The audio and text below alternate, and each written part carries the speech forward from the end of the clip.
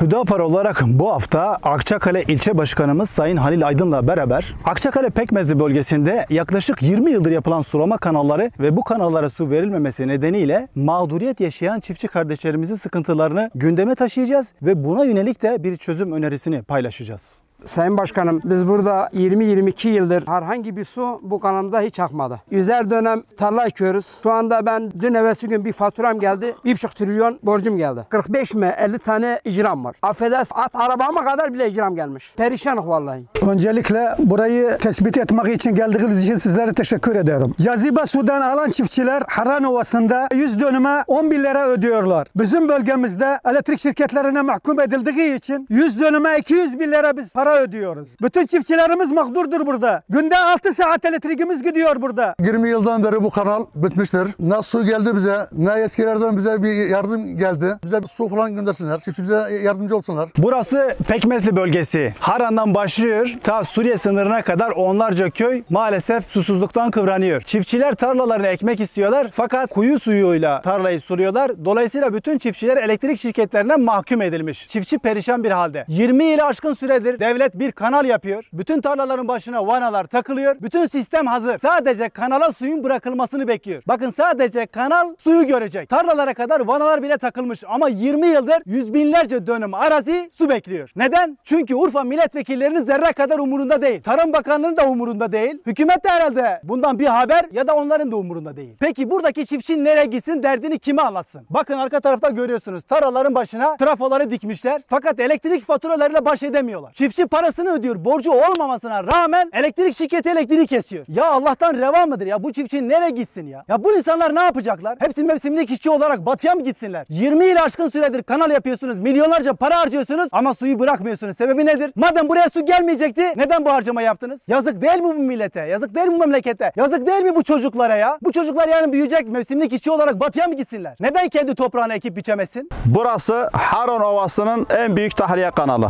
Bu tahliye kanalı yıllardır toprağın en önemli katmanını alıp kendi ovamız susuz iken Suriye'ye akıyor. Yapılması gereken şeyi konuşalım. İlk önce çiftçi kardeşlerimize sesleniyoruz. Lütfen sulama yaparken vahşi sulama yöntemlerinden vazgeçelim. Ya damlama ya da yağmurlama sistemine geçiş yapalım ki su israfına neden olmayalım. Çünkü israf haramdır. Hemen arkasından şu projeyi hayata geçirebiliriz. Buradaki suyu alalım. Çok da detaylı olmayan bir arıtmadan geçirelim ve bu suyu Pekmezli bölgesindeki kanallara yönlendirelim. Dolayısıyla oradaki bölgenin su ihtiyacını da ortadan kaldırmış oluruz. Ve acil olarak şu anda bu projeden önce DESE'nin yapması gereken şey şu: kanallara basılan su oranı artırılmalı ve akıp giden milli servet olan Harran bölgesinin en büyük tahliye kanalı arıtılıp Pekmezli bölgesine tekrar aktarılmalı. Milli servet için, Şanlıurfa için, Türkiye için bu proje bir an önce hayata geçmelidir. 20 yılı aşkın süredir kim bu memlekete milletvekili yapmışsa bu ayıp hepinizindir. Milletvekillerinin acaba bundan haberi var mıdır bilmiyorum. O zaman biz de buradan onlara seslenelim. Haberiniz olsun, Pekmezli bölgesi su bekliyor.